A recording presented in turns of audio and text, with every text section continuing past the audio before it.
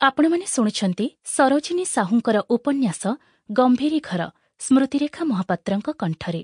ଏକ ତୁ ଗୋଟେ ଡେଣାକଟା ପରି ସେ ଲେଖିଥିଲା। ପ୍ରତିଦିନ ସେ ଏମିତି କିଛି ନା କିଛି କବିତା ଲେଖି ପଠାଉଥିଲା। ଯେମିତି ସେ 18ରୁ 19 ବର୍ଷର ଯୁବକଟିଏ ତାର ସ୍କର୍ଟ ପିନ୍ଧା ପ୍ରେମିକା ପାଖକୁ ଲେଖୁଛି। ସେ ଲେଖିଥିଲା, ତୁ ଗୋଟିଏ ଡେଣାକଟା ପରି, ତୁ ଭଲ ପାଉଥିବା ତୋର ସେଇ ଡେଣାକୁ କେହି ରଖିନେଇଛି। ସେ ଡେଣା ଯଦି ଥାଆନ୍ତା, ତୁ କଣ ମୋ ପାଖରେ ଥାଆନ୍ତୁ? କୁକି ବାରମ୍ବାର ଚିଠିଟିକୁ ପଢ଼ୁଥିଲା ଓ ଲାଜରେ ଲାଲ ପଡ଼ିଯାଉଥିଲା। କାଳେ କାହାରି ଆଖିରେ ଧରା ପଡ଼ିଯିବ, ଡରିଯାଇ ଗୋଟେ ଅବାକିଆ ଫୋଲ୍ଡର ଭିତରେ ଲୁଚେଇ ରଖୁଥିଲା ସେ ଚିଠିଟିକୁ। ଏଇ କେତେଦିନ ହେଲା ସେ ଯେମିତି କିଶୋରୀଟିଏ ପାଲଟି ଯାଇଛି। ଜଗତ, ସଂସାର ପୁଣି ଥରେ ସୁନ୍ଦର ଦିଶିବାକୁ ଆରମ୍ଭ କରିଥିଲା ତା ପାଖରେ। ସେ ଫେରି ଆସିଥିଲା ତାର 16 ବର୍ଷ ବୟସକୁ। କୁକି କବି ନୁହେଁ, ଯେମିତି ସିଏ ମଧ୍ୟ କବି ନଥିଲା, ଅଥଚ ତାର ପ୍ରତିଟି ଚିଠି ଥିଲା କବିତ୍ୱମୟ ଓ ଅଭିନବ। କବିତାରେ ଲେଖୁ ଲେଖୁ ସେ ଗଦ୍ୟ ଜଗତକୁ ପଶି ଆସୁଥିଲା ଓ ପୁଣି କୋଉ ଛଟକରେ କବିତାର ସୁଅଟେ ହେଇ ବୋହିଯାଉଥିଲା ତାର ବକ୍ତବ୍ୟ। କୁକିର ମନ ପ୍ରଥମେ ଯେମିତି ବଡ଼ କୁଣ୍ଠିତ ଥିଲା ଦୁଆର ଖୋଲିବାକୁ। ତେଣୁ କୁକି ଲେଖିଥିଲା, ତମେ ଉଖାରିଦେଲ ଓ ମୁଁ ଶିହରିଗଲି। ଏବେ ମୋର ବାଦାମୀ ଚମଡ଼ା ଗାର୍ହସ୍ଥ ଧର୍ମ ପାଳନ କରେ। ଏବେ ମୋର ଅଭ୍ୟସ୍ତ ପାଦ ମୋରି ଦୁଆରକୁ ଫେରେ। ଏବେ ମୋ ଡେଣାର ଆଉ ରଙ୍ଗ ନାହିଁ ଯେ ତମେ ଡାକିଦେବ ଆଉ ମୁଁ ଉଡ଼ିଯିବି। ନା ମୋ ପାଇଁ ଆକାଶ ଅଛି, ନା ମୋ ପାଇଁ ନୀଳ। ତୁ ଏଡ଼େ ଉଦାସିଆ କିଆଁ? ଲେଖିଥିଲା ସିଏ କୁକି ଚିଠିର ପ୍ରତ୍ୟୁତ୍ତରରେ। ତୁ ବୋଧହୁଏ ଜାଣିନୁ, ତୁ ମୋ ଜୀବନକୁ ଆସିଲୁ ଓ ମୁଁ ସ୍ୱପ୍ନ ଦେଖିବା ଆରମ୍ଭ କଲି। ତା ଆଗରୁ ମୁଁ ଏକଲା ମଣିଷଟିଏ ଥିଲି ଯାହା। ତୁ ଆସିନଥିଲେ ମୁଁ ହୁଏତ ଫେରିଆସି ପାରିନଥାନ୍ତି ସେଇ ସମୟକୁ, ଯାହାକୁ ମୁଁ ଅକାରଣରେ ନଷ୍ଟ କରି ଆସିଥିଲି ଆଜି ସୁଦ୍ଧା। ତୁ ଜାଣୁ, ମୋର କଣ ଇଚ୍ଛା ହୁଏ? ତୋ ପାଖୁଡ଼ା ପରି ପାଦ ତଳିପାରେ ଛୋଟ ଧୂଳିକଣାଟିଏ ପାଲଟି ରହିଥାନ୍ତି କି? ଶୁଣୁଥାନ୍ତି କି ତୋ ପାଦ ପାଉଁଜିର ଶବ୍ଦ? ଏସବୁ କଥା ସେ ଗପୁ ଗପୁ କବିତାରେ ଓ କବିତାରେ ଲେଖୁ ଲେଖୁ ଗପିଲା ପରି ଲେଖୁଥିଲା। କୁକି ଯେତେବେଳେ 16-17 ବର୍ଷର ଥିଲା, ଠିକ୍ ଏମିତି ଧାଡ଼ିମାନ ଅନିକେତ ତା ପାଖକୁ ଲେଖୁଥିଲା।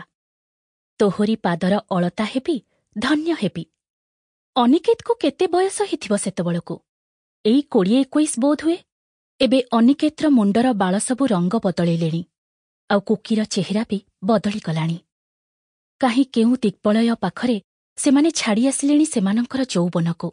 ଆଉ ପ୍ରେମ ପୁରୁଣା ଅଭିଧାନର ମାଟିଆ କାଗଜ ଭିତରେ ପୋତି ହୋଇଯାଇଥିଲା ଯେମିତି।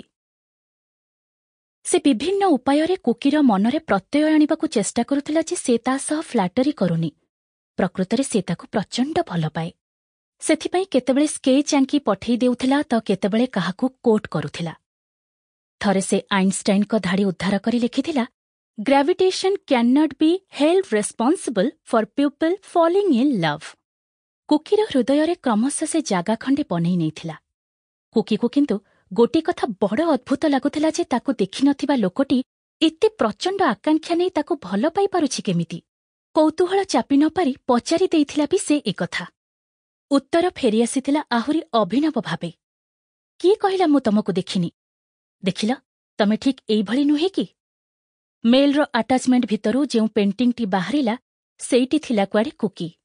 ସେ ଏଇ ଦିନା କେତେରେ କୁକିକୁ ଯେମିତି ଯେମିତି ଭାବରେ ଅନୁଭବ କରିଛି, ସେଇ ଅନୁଭବକୁ ନେଇ ଆଙ୍କିଥିଲା ପେଣ୍ଟିଂଟିଏ।